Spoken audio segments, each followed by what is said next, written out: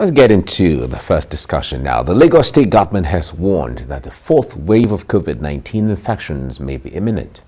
This, the Lagos State Commissioner for Health, Professor Akin Abayomi, says could be triggered by the large volume of inbound passengers arriving in the state for Christmas and New Year festivities, especially from heavy burdened countries in Europe and the United States.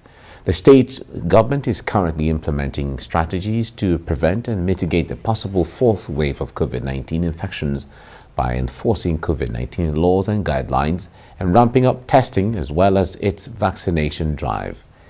This is the crux of our discussion now. So joining me on Zoom to discuss this is public health physician, Dr. Alero Roberts. Dr. Roberts, good morning. Good to have you join me this morning. Good morning, and thank you very much for having me.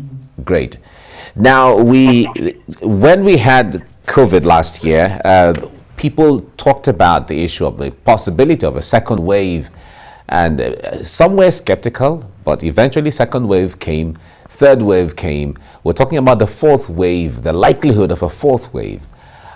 Talk to us about this. What constitutes the wave, and how can we avert it if we can?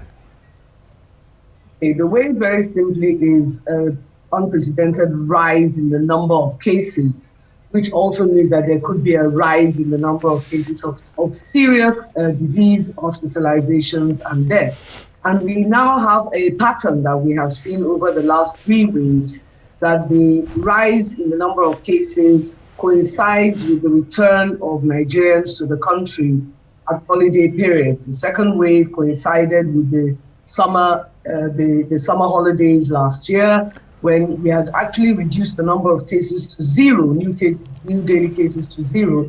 And then with the influx of Nigerians returning to the country for the holidays, for various public holidays and religious festivals, saw that sharp increase in spike. And that was the Delta variant, which we know is more virulent, causes more severe disease and attacks younger people.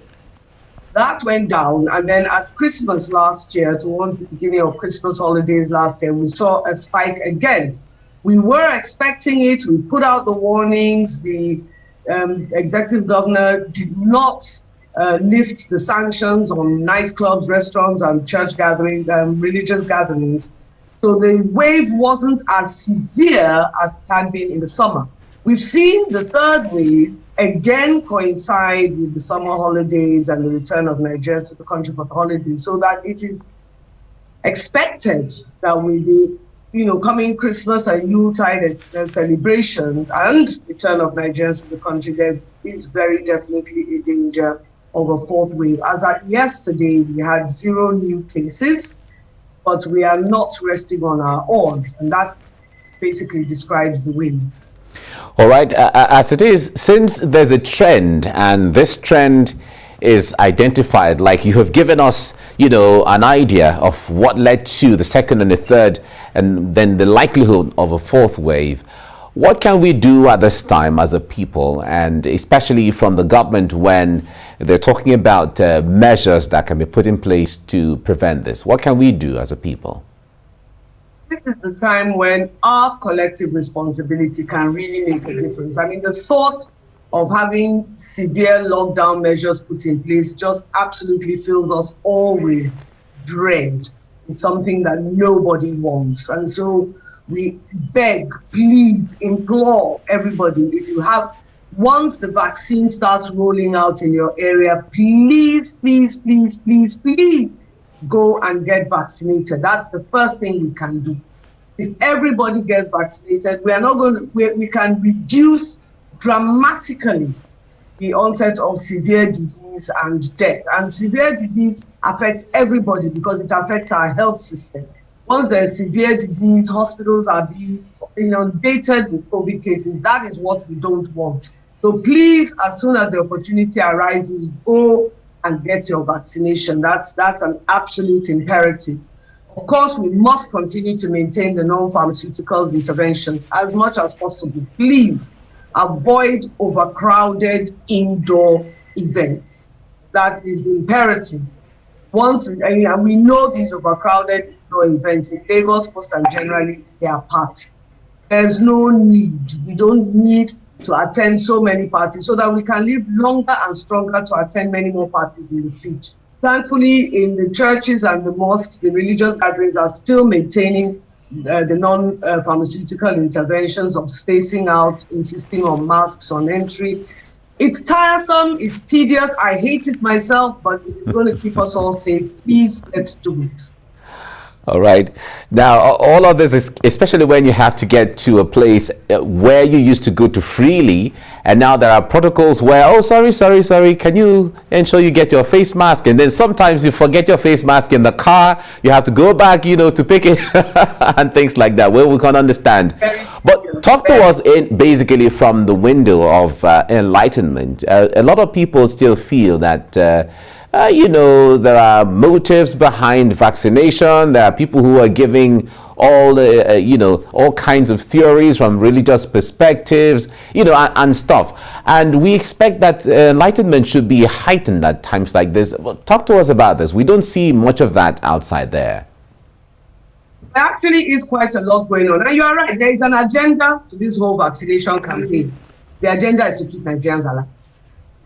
The second point on the agenda is to make sure there is no overwhelming burden on a health system that is still very weak, very porous in a great many areas. So you are right. If there's a government agenda, yes, you are very correct. There's a government agenda. Keep us alive and stop overburdening the health system. So we are doing the awareness has gone down to the community level. I was very honored and pleased to be at Ododu LCDA the other day, where they were rolling out their vaccination campaign to give a health talk. This is the sort of public awareness that is needed. Right now, people need to be hearing from people they know and trust. So obviously, the Ododu community, they like their chairman, they know him, they tells them the truth, is very, very accommodating. So when he comes out to say, this is the vaccine campaign, and they see him and his family and friends and members of his executive committee getting vaccinated, people can then ask the questions, raise their concerns, speak to their anxieties, and we can actually answer them. Because at the end of the day, it's not just about the TV and radio jingles, useful though they are. People need to hear one-on-one from somebody they trust about, and to be able to voice their concerns and get reassured that this is the best way to go. So that is going on, at community level, grassroots level, daily. All right. Now, when it comes to the vaccination drive, I wonder how appreciable that effort is going from your observation on a daily basis. Well, Lagos State is going on, at the level of the LGAs and LCDAs, the medical officers of health are, working with the primary healthcare board to ensure a seamless rollout. There will be glitches here and there. Any human system is going to have them. I implore everybody, please be patient and persistent and make sure you get your vaccination. And when you get your vaccination, when they register you, make sure your names as they appear on your international passport, if you have one, or your driving license or voter's card, so that there's no ambiguity as to who has been vaccinated and who hasn't. All right. Now, talk to us from the window of we've seen where a lot of Nigerians have been talking and calling on government to make efforts towards local production of vaccines. There were efforts from the government at one point, and we also had claims from different people who came out to say that they have recorded some breakthroughs here and there. So many experts have said that this is the window, this is an opportunity for Nigeria to, intensify that effort towards local production of vaccines. What do you say about this? Absolutely. I mean, this is our time, this is the opportunity, and we really do need to maximize the opportunity that we have placed before us. If we can set up a vaccine production unit in the country, it will be massive. But you see, there is not just about the vaccine production unit. Everything that makes industry possible needs to be put in place. Stable power, trained manpower, all those things need to be put in place. They're enabling policies, they're enabling environment. So this is the opportunity the country has to use this to break through back into the industrial community, I just pray we take it. All right. Now that going back to the issue of the fourth wave that government and everyone is trying to avert, when we know that, of course, we are approaching a time when there's going to be influx of a lot of people from different parts of the world to Nigeria, what kind of restrictions should the government be putting in place right now, and what kind of measures specifically should we be looking at? We need to make sure that our port of entry protocols are strengthened and maintained. We've got a very robust port of entry protocol. We need to make sure people understand that it is imperative that they take the day 7, no, is it day 5 or day 7 test, and the results are posted, particularly if they are coming into Lagos State. We need to ensure that people get vaccinated, and as much as possible, encourage people coming into the country to get their vaccinations from their points of destination before coming into the country, so that they don't put a burden on our vaccination scheme. We need to ensure and make sure that people maintain the non-pharmaceutical interventions of wearing a mask in public places, to make sure that there are no overcrowded indoor events. I really do applaud the very brave decision of the executive governor to, tamper down on the Yuletide Lagos celebrations, because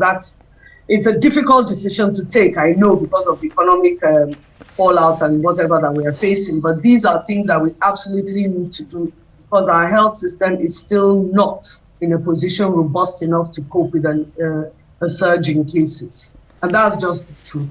And I keep saying it, COVID is not real. COVID is not real until a family member is desperately ill, fighting for breath, and the family is looking for money everywhere. That is when you know that COVID is real, it is painful, it is devastating, not just to the individual, but to the family. So please, whatever we can do to avoid a spread, to avoid a rise in cases, we have to just do it. Of course, you can say that again. Of course, this is a time where people have to really take this serious, because if it has not affected your family yet, doesn't mean it's not out there. Of course, it's out there. Now, talk to us about the issue of isolation centers. There were times we had reports from some states that isolation centers had even closed. We are not out of the doldrums yet when it comes to COVID-19, but isolation centers closing and being closed down in some of the states. How may this compound the situation, especially when we're receiving numbers here and there from various states? We have to remember that an isolation center isn't just the infrastructure alone. An isolation center is manpower. And manpower is what we have a serious dearth of in the country, for all the reasons that you know. So, that isolation centers are closing down is going to happen, because from cleaner to clinician, the health system is a combination of very unique talents and skills. And I keep saying it, these are not people who just go to a supermarket and pick off the shelf. This is a lot of lead time planning, because even there's no insignificant position or cadre in the health system. Everybody is needed in the health system. They require unique training, unique skills, and this is over 3, 4, 5, up to 7 and 10 years in the case of physicians. So if we don't have the manpower, you can't have an isolation center. It's as simple as that. So this is the reality of what we are seeing. Even if Mr. President waves a magic wand, where are you going to get physicians, nurses, physiotherapists, pharmacists? Where are you going to get trained infection prevention control officers? Where do we get them now? These are the issues that we face, that we say, please, let's stop the spread of COVID in the home, at the level of the individual. You don't need to get it. You don't need to die from it. You don't need to be in a position where, as a family, you are fighting and looking for money to save the life of a loved one. All right. Now, before I let you go, there is the talk about the welfare of health workers who have always been at the front lines at the throughout the year and throughout the period of this pandemic. There's still some level of dissatisfaction out there regarding how their welfare has not been taken care of the way it's supposed to be. Some of the promises that were made to them were not properly, especially we see some appreciable effort in Lagos, but outside of Lagos, we hear a lot of reports from so many health workers. Talk to us from this window. Really very sad and difficult, and sadly it's not even just a local issue, it's a global issue, and people are going to look for ways to maintain themselves and provide for their families, wherever they can. So this is something that is an ongoing discussion, and right from the level of the health system to the level of remunerating individual officers within the health system, cleaners to clinicians, with this inability of government to keep its promises is an ongoing discussion. What more can be said? We beg, we plead, we implore. Now, healthcare workers are voting with their feet. They're leaving the profession. They're leaving the country. And this, I keep saying it. Don't just look at the doctors. The doctors being the pinnacle, seem to attract all the attention. The nurses. A ward cannot open without a minimum number of nurses that you have for morning shift, afternoon shift, evening shift, days of extra day, without the minimum number of infection prevention control officers in place. If you don't have physiotherapists, you cannot run even a high dependency unit. And COVID is a respiratory disease. You need to test physiotherapists. We don't have whole cadres of the profession. And if you don't remunerate them here, and somebody else is willing to remunerate them elsewhere, they just dust off their passports and get on a plane. What can we say? Please let the government keep its promises. That's all we're asking. Keep your promises. Okay. Now, the issue of adequate testing or inadequate testing is still in the air, where, like you said, there was the case of 0 cases, but there's still the argument that we don't have adequate testing facility or even the process and all of that. Talk to us from that window, especially when not just any clinic or any hospital can test for COVID, and people have different symptoms, and the average or the regular symptom for COVID, from what we are told, is that it could show or manifest as any other regular fever and all of that. Now, talk to us from that window as to creating or ensuring that we have adequate testing facilities, and then we're expanding rather than winding down. We should be expanding more than where it has been.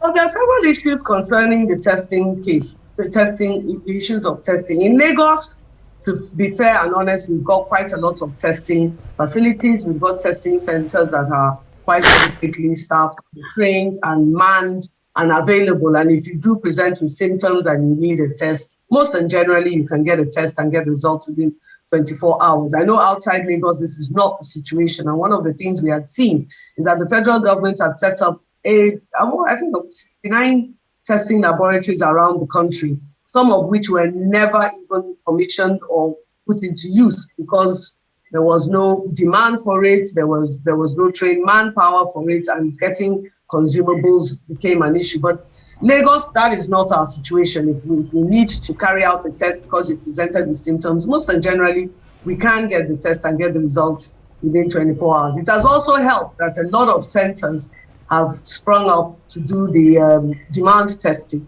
fit to fly, fit to return to work testing. They're expensive, I know. And we are rolling out the lateral flow test, which at least is a lot cheaper and at least gives us a level of screening that we can do, so that if that lateral flow test does come out negative, most and generally we don't need to go on and do the PCR test, which is a lot more expensive. But like I keep saying, you don't present for a test if you don't have symptoms.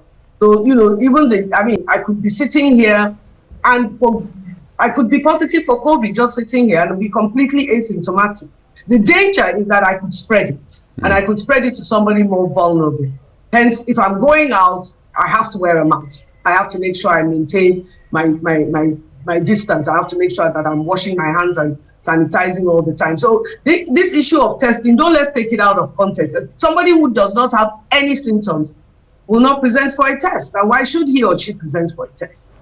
So the testing for fit to fly, fit to return to work, fine. If you have symptoms, most and generally in Lagos, if you present with symptoms, we can test you and find out what we're doing. All right. Now, finally, the issue of availability of vaccines has been on the front burner too, because we hear reports from people that they go to the centers to get vaccinated, and in some places they're told that they need to come back another day because they're running low on vaccines. How is this not helping the situation? That's why we're begging people, please be patient, please be persistent. Please, because there will be glitches in the system here and there. We still have huge supply chain logistics problems. But please, for the sake of yourself and your family, be persistent, be patient. If they ask you to come back another day, please come back another day. If you get the number of your MOH in your locality, phone him or her, harass them, send them messages. When can I come? When can I come? Most and generally in Lagos, you find that our medical officers of health are responsible and responsive to the situation, and they do give you the information that you need when you can come. We're trying our very best, but this is a global problem, and we do still have some supply chain logistics problems. Please, I beg you, be patient, be persistent, make sure you get your vaccine.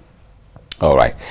Thank you so much, Dr. Alero Roberts, for all the insight and enlightenment. Thank you for talking to us on TVC Breakfast. Thank you very much for having me. Thank you.